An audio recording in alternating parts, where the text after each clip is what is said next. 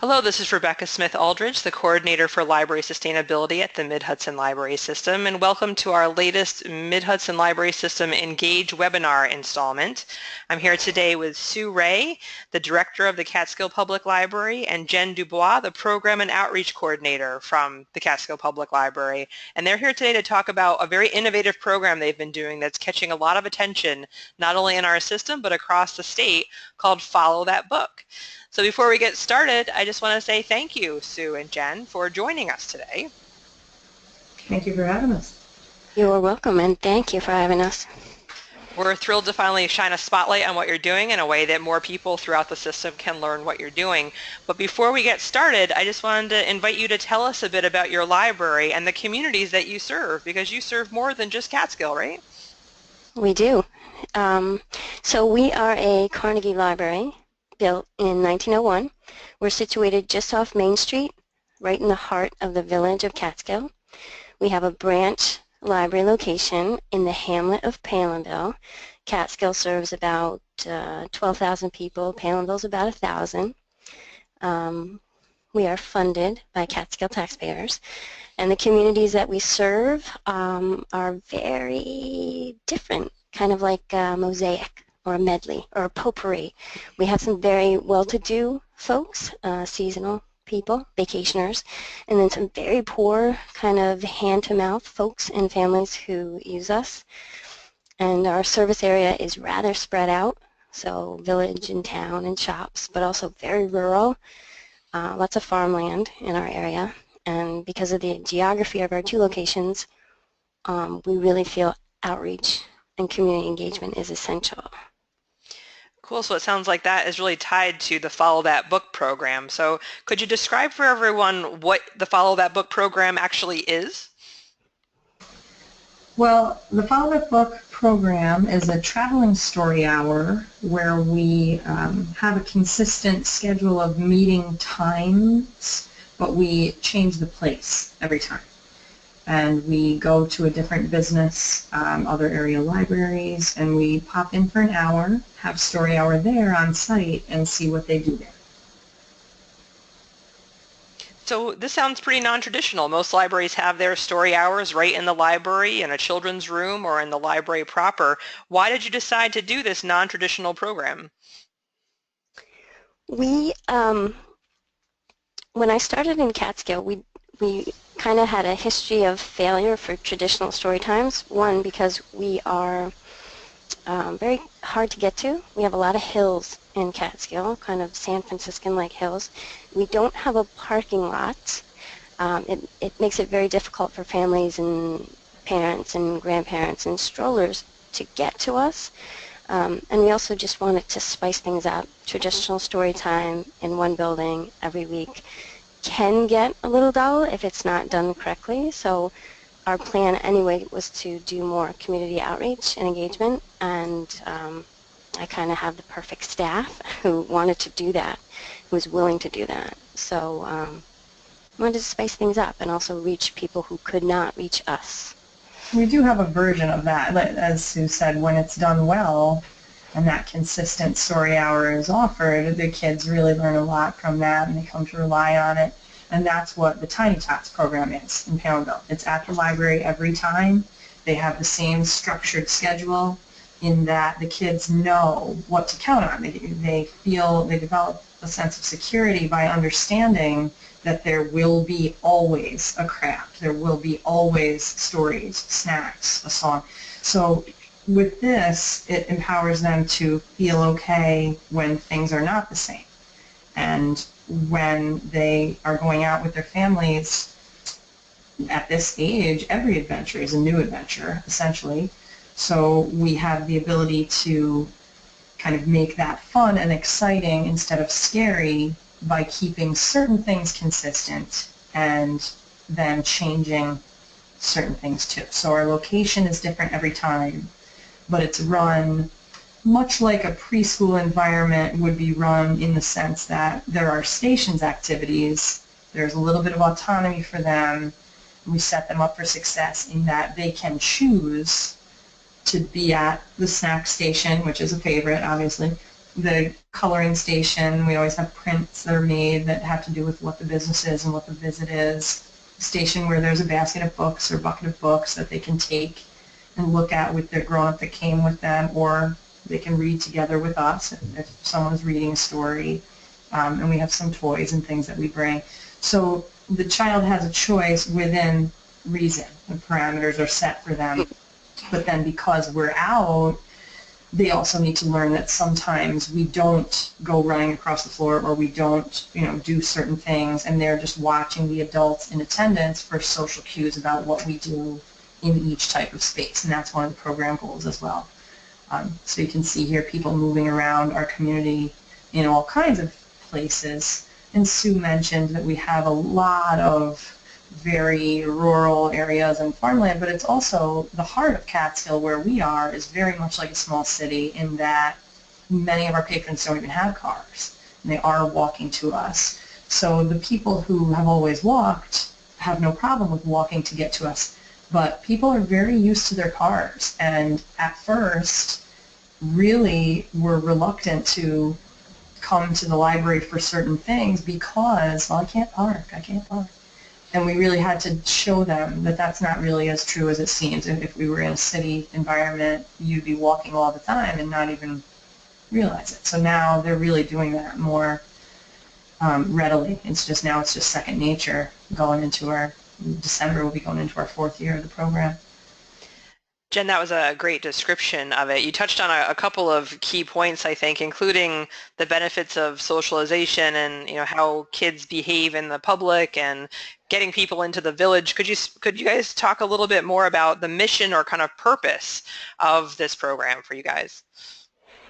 Sure. So here you can see some of the things that we've started to talk about. Obviously, library outreach is my job, and our main goal in doing this here is bringing a service to people that they were asking for. And we had been without a story hour because of what people felt was a difficulty in getting here or attending. So we wanted to meet that need and bring them back their story hour.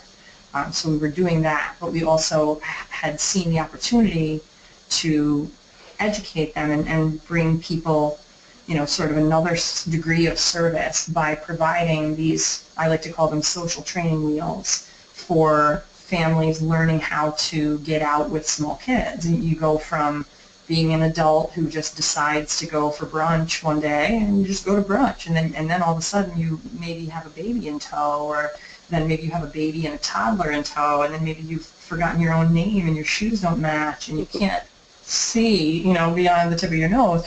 So we are definitely there for our patrons who are in that situation, and parents and grandparents who just kind of need a little support to know that everyone is paddling the same canoe, everyone has been there, we totally get it. If someone might be crying when you go out into the world, you hear kids in the grocery store or out in the street or having a meltdown or something.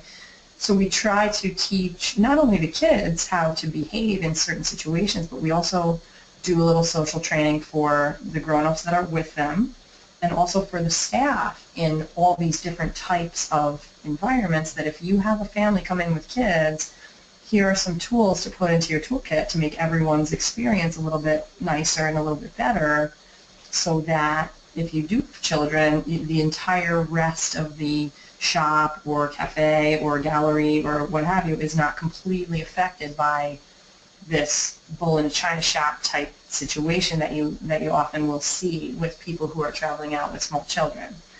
So there's that element. And then the third would be the economic development aspect, where we really live in a tiny city where there are so many storefronts, and people really, when they have the I'm in my car habit going on, they have the blinders on and they're just driving by all these wonderful little mom and pop shops and things, not even going in. So we really felt like this could be, we could be killing a lot of birds with this zone by physically bringing people into these spaces. And we get a lot of support and appreciation from the businesses, where formerly there are tumbleweeds blowing by, and then all of a sudden you have an absolutely full, completely bustling, energized environment where that is the life of the business. There is no business without people, and that's the library is the same way. So we've had, you know, a lot more flow, I think, and you know, our goal of having people feel like our town really is the walkable little jewel that it is sort of demonstrated from our Follow That Book visits. Initially, we designed it so that the places we visited were walkable to and from the library. So we will encourage people to go back and forth. Oh, come see us as we're open. We open up at 12 or what have you. Oh, in between, maybe you want to get lunch at so-and-so or here or there. Just pointing out all these great places that exist and keeping the life within the village and keeping those people moving around. It's really been great that way. That's fabulous. It really, I think it puts your community at the heart of what you're doing and highlights the benefits as well as speaking to the amazing early literacy benefits that Storytime, we all know that Storytime provides. You've spoken a lot about this already, but I wonder if I could ask you guys to just kind of summarize what kind of benefits have you seen from this program, either for yourself, the community, the participants? If I may, going back a little bit, Jen was talking about community development. We think of Follow That Book as the Sesame Street philosophy, getting to know the people in your neighborhood. And so some of the benefits I've seen, Jen will talk more, but I've seen within the staff, because my staff is running the program and they run the library programs. And I think that people work best when they're happy and doing what they love. And I must say that we have a plethora of talent on the staff. And Jen, in particular, she's like a firecracker of ideas. So the benefits just in-house within the staff, her energy and her firecrackerism kind of spreads to the rest of the staff, and it's made a huge difference. And I'll let Jen talk a little bit about benefits community-wide. Well, we have, you know, been able to bring people into spaces and places that they might not have been before. You know, here you see we went with Jeff Vincent, who has a business called Catskill Mountain Wild. He goes out and on guided hikes. He's hiked the Appalachian Trail himself. He's a through hiker of that trail, which is a tremendous accomplishment. And he's a Catskill guide. So we try to, you know, make those connections with people who love the village as much as we do. And this is the Ramshorn Livingston Sanctuary, which is right in town and is walkable from the library. You can walk right to it and then walk around. We spent over 2 hours there on a guided hike with, actually I think it ended up being about 3 hours in all, with 3 generations of patrons. We had tiny babies in backpacks. We had, you know, walking kids, parents, grandparents, and just showing them, you know, whereas some people it might not be their first instinct to go on a guided hike with toddlers. As long as you have, you know, you can see we made a couple of snack stops, a couple of story stops. We had a plan, and, you know, it gives people the benefit of feeling empowered by just taking these experiences together as a group with strength in numbers. Like, there will be someone there for me if something happens. My child melts down, we forgot our water, we, you know, did this, something went wrong. We're there for each other to do this, and having the success in it, and they see how much the kids love it, it, you know, makes them feel like they can go out and do it themselves as well. So that's one thing, obviously, but just feeling so capable. You know, here's another one where the kids made our lunch. These are, you know, these are 3-year-old kids, 3 and 4-year-old kids, with the help of this family that runs a pizza shop in town, Village Pizza too, one of our great stops. They made pizza for everyone. They made pizza for the adults, and we all had lunch. And, you know, they really loved it. They felt like this is something I can do. So then these are things that the families take home also, whereas, you know, it might take you a minute longer if you're letting your toddler help you in the kitchen. It might get a little messier. Everyone is happier overall because they're involved and they feel like a valuable part of the team. And whether it be the family or the community, they feel like they count and they matter. And so, you know, going out together and doing these different things is a real demonstration of that, because no matter what we do, they see, I count. I'm someone in this community. Here we went to the police station and they got fingerprinted. I am a person on the record. Here are my fingerprints. This is how I am different than everyone. This is how, this is one of the things that makes me me. And learning how to build those relationships from the beginning. The benefit, in something like this is when we have our teens who come in and maybe haven't always felt like going to the police would be something that they might do, their first instinct. We have that farmland, but we also have a little urban center where, if the cops are at your house, it's because something not nice happened. So we can start this early in showing them the police officers and people in town are your friends and your help and your support system, and you can look to them and rely on them, as a part of your community. If you need anything, this is where you go. So the benefits really are community-wide. People are really falling over themselves now to participate. It used to be that we had to solicit, participation in it, and people are a little suspicious at first, like, what do you want from me? But we don't want anything. We just want an experience. We want, and furthermore, we want to help you. We want to bring people to your space. We want to show them that this is here. This is one of our more rural spots. This is the Catskill Equestrian Center out of the Bailiwick Ranch and Discovery Zoo. That's closer to our Palmville branch location.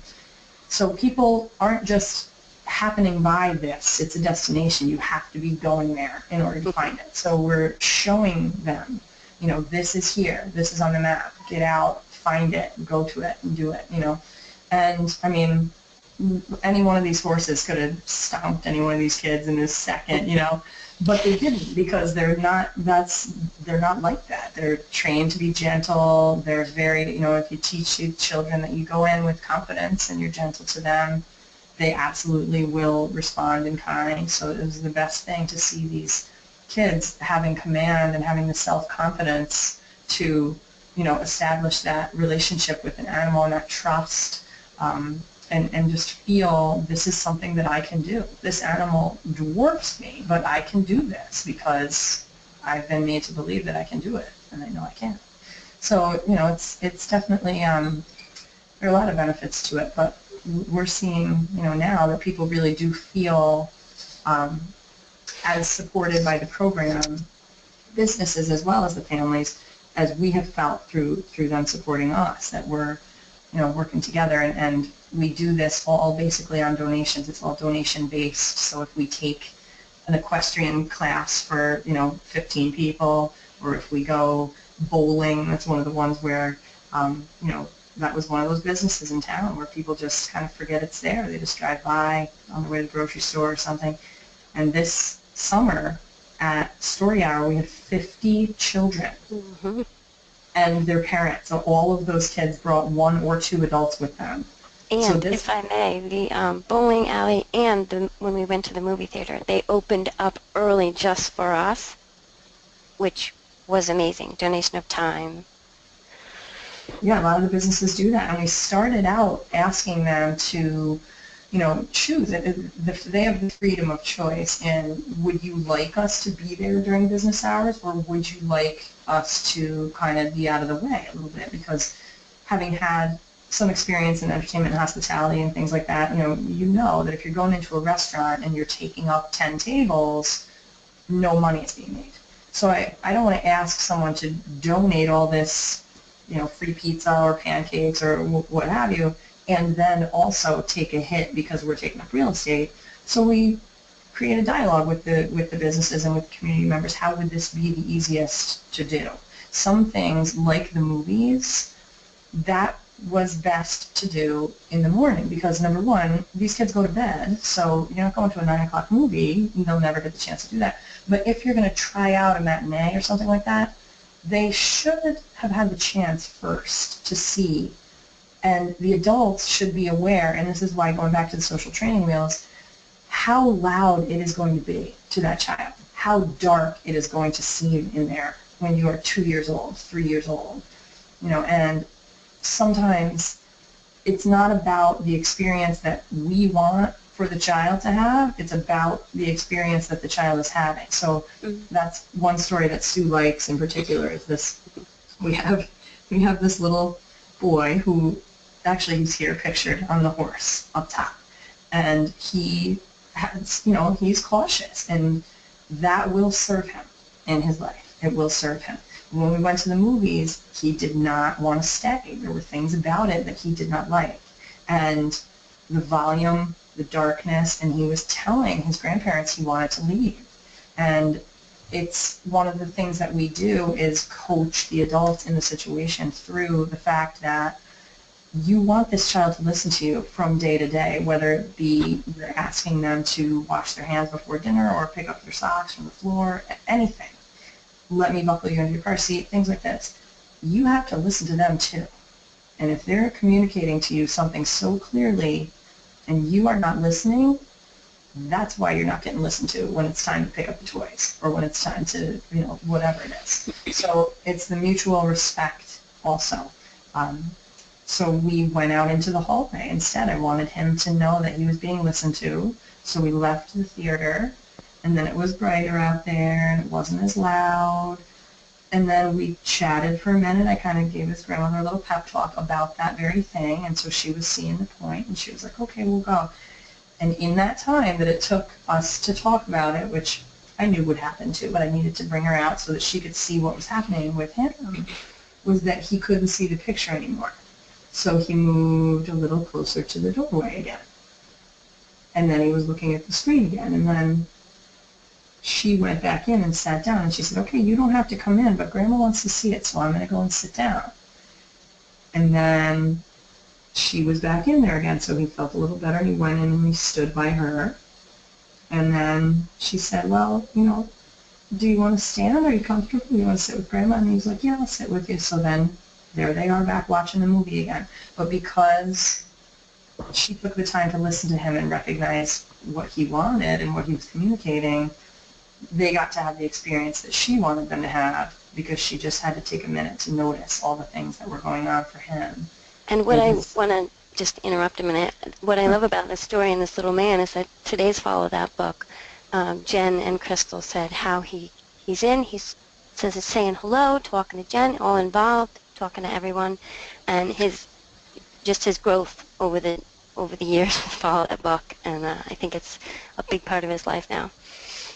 You guys use the words that really caught my attention, that people, and it sounds like you're talking about both the adults and the children, feel empowered, capable, and self-confident, and those are pretty awesome outcomes if you're thinking about any type of activity through the public library. So that's amazing, and you guys did a great job of explaining those benefits, both, from Sue, when you were talking about the perspective inside your organization with your staff and the kind of infectious quality of Jen's firecrackism, I love that new word, and talking about the participants' benefits as well. I wonder if you could talk a bit about that other external partnership that benefits to that, the partnerships with local businesses, the organizations, and even, I understand, other area libraries are starting to get on in the act too. Yes, if I may start. The Hermance Library liked our idea that they started their own Follow That book in Coxsackie, huge. We visited the Carroll Library for Follow That book, and the Athens Library so far. One thing that I have noticed is Jen is out and about doing library things, engaging the community, and she gets a lot of people who come to her and say, hey, can you help with this? Non-library related things. So ripples in the pond, she likes to say. That's one of the things that I've seen with other organizations and other area libraries. So those partnerships that you mentioned with the local businesses and the organizations, are you seeing that kind of, is it almost like a pay it forward kind of experience for you? That you guys mentioned that when you first started going out, you were kind of almost begging people to let you come in through their doors to create this experience for the kids. And it sounds like now you've got people knocking on your door to be a part of it, as well as including you in wider community conversations that are unrelated to Follow That book, but are really about how we be a better community together. Is that a fair assessment? I think so. It's people are skeptical. We're conditioned to be skeptical, and there is a what do you want from me mentality, sort of, in a lot of areas. Why would you just be helping me? Even in the library, yes, in the beginning, people know the library is there as a resource and you can find things that you need. They're just not trusting of it almost. It's like you have to convince them, no, we really are just here for whatever resources you need, whatever information you need, and we're going to help you get it or do the task you came in to do, whether it's send a fax or figure out how to get your GED or learn English or what have you, or you just want to read books online or you want to Skype your grandkids, you learn how to do that, we'll help you. And they're like, well, what's in it for you is the thing. And, well, what's in it for us is that we get to help you. And, that's kind of like people have trouble believing that at first. And now I think we've been doing it long enough that people get that that is really just why we're doing it. And we are better together and lifting one another as a community. But the businesses at first, yeah, we would have to explain kind of how does it work. And, really we don't want you to do anything other than what you do. Like Sue said, it's very much a who are the people in your neighborhood, scenario where we want you to do what you would be doing, and we want to teach the kids what goes on here. We went to Rivertide Aikido as one of our businesses, and they do martial arts. And yes, we roll around on the floor, and we jump, and we run, and we throw balls in there. And then we go to the bank, and people are not rolling around on the floor and screaming, and it's not, So it's like, just do you, and we will just acclimate to that. So we pull books from the collection. We have a lot of, and that's one of the ways that we are, very fortunate to have our library system at large, is that we request books when we know what's coming up, what the next visit is for Follow That Book, where are we going next, what are we going to do, that we'll request from here or there, we'll search in the collection. At this library, what do they have based on pizza? Our topic is pizza. Next time we're going to get haircuts. So some kids are afraid to get a haircut because they're taught not to use scissors and, stay away from scissors. And then someone's coming at your head with scissors. That's going to freak you out unless you're there with your people that you trust, that you go on this series of adventures with. And that's, the growth of the kids and everything is definitely marked on this timeline of some of them have spent their whole lives and their entire scope of memory having these adventures. And they will say sometimes to us, do you remember when we went to so-and-so? Well, yeah, I remember it. I was 36 years old. How do you remember it? You were 12 months old when we did that, and you're telling me about the experience that we had. And that's unbelievable. But there are these photos that we document, and that's one of the other benefits that I think the businesses really feel, is that we try our best to document with photos the adventure that we had wherever we went. And this was a day we went to the Hermits Memorial Library in Cooksaki. We went to the Cooksaki Farmers Market, and the sloop Clearwater came up the river that day, and the kids, we walked, so again, the goal of getting people moving, walking around their town, visiting, doing things on foot, popping into shops, galleries, libraries, in whatever town you're in, going together and just doing this. Everything is in such close proximity. So we went from the park to the library, and we took a whole bunch of pictures, as we do every time, and then we share them on our social media. We are able to tag our businesses and share their pages so that, while we are limited in the not-for-profit world and we are not sharing or promoting for-profit businesses, we are promoting a library program that is being supported by this business and that business and that business. Please check out their pages, give them a like, stop in and see what they have and what they do. They're great people. Thank them for having us. So we're really able to point people in the direction of some of these wonderful places and these people that have been kind to us and hosting us for all this time, and also to point them to other libraries and to help them appreciate how these other libraries work, because some libraries are not the same. Some libraries do not have, like in Catskill, we have the entire ground floor is the children's area, and that is the training wheels for kids to learn how to use the library. We have all these resources, but we also have these very curious voices, and we're talking louder, and that's okay here because we have the luxury of that ground floor.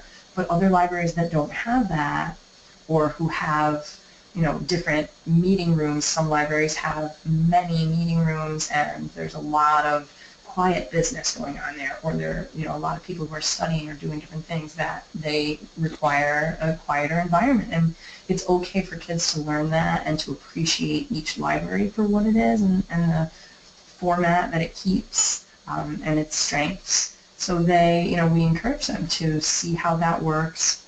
And then when we go to the different libraries, we're teaching them also how the Mid-Hudson Library System at large is working, because we will check things out or return things, and I think that's just the neatest thing. There are pictures, in our photo albums, one of Jake Woodrick at D.R. Everett's Library in Athens, and he's sitting there at the desk, and the kids are like so jazzed to return items. They feel it's almost like they're like a little, like, renegade. They're like, we got these in Catskill, and we're bringing them back to Athens. And they're returning them, and they see them go into the bin, and they understand how it works. And it's like, yes, they're just going to send them right back to us, and you'll find them when you come back to Catskill. You'll find it on the shelf because it will be there. That is so cool that you've managed to you've done so many different layers of goodness here. It's like this amazing magical concoction you've created that speaks to early literacy and socialization and economic development and creating a sense of community and creating, that love of libraries. I just love that you've kind of touched on all these many different aspects while, just doing what libraries do, as you said so eloquently. What's in it for us is that we get to help. That's just what we're about, is helping. And I think you're really bringing that to life through this highly visible program that really speaks to what libraries can be to a community and to, the education infrastructure of a community as well. You're creating memories for kids and families and businesses and the whole community that are going to last a lifetime, which is so admirable. We're just so pleased to be able to learn more about your program and what you've been doing. Before we sign off, I just wanted to ask, was there anything else you wanted to say or kind of, to encourage others to do this before we sign off? I think maybe just let people know how easy it is to get people excited about it. It does seem daunting at first to try to rally, an entire community of businesses behind a little story hour that could, or what have you, but just start with one. Just talk to one and, see where it goes. And I think having the right people, and I don't think this would work for everyone. Like, some people are introverts and can't do that. Jen and Crystal and our staff, they're really community-oriented and social butterflies, and that is a big help. The right people for the job. Yes, obviously. Cool. And Sue, this is something, I know this is kind of an out of the left field question, but just from watching you as director, you seem to really cultivate, you look for the right people, to hire the right people to do what you hope in your community. And so would you say that this program is kind of fitting with your vision and your hope for the future of your library? Yes. Follow That Book has 4 years old now. Jen's been running it all that time. And yes, I think I'm the foundation for outreach and community engagement, but the people I hire are the right people to do it, if that makes sense. Very cool. It sounds like you're building a really strong program and creating a library that people are going to want to invest in for years. So congratulations on doing such an awesome job to both of you. Thank you.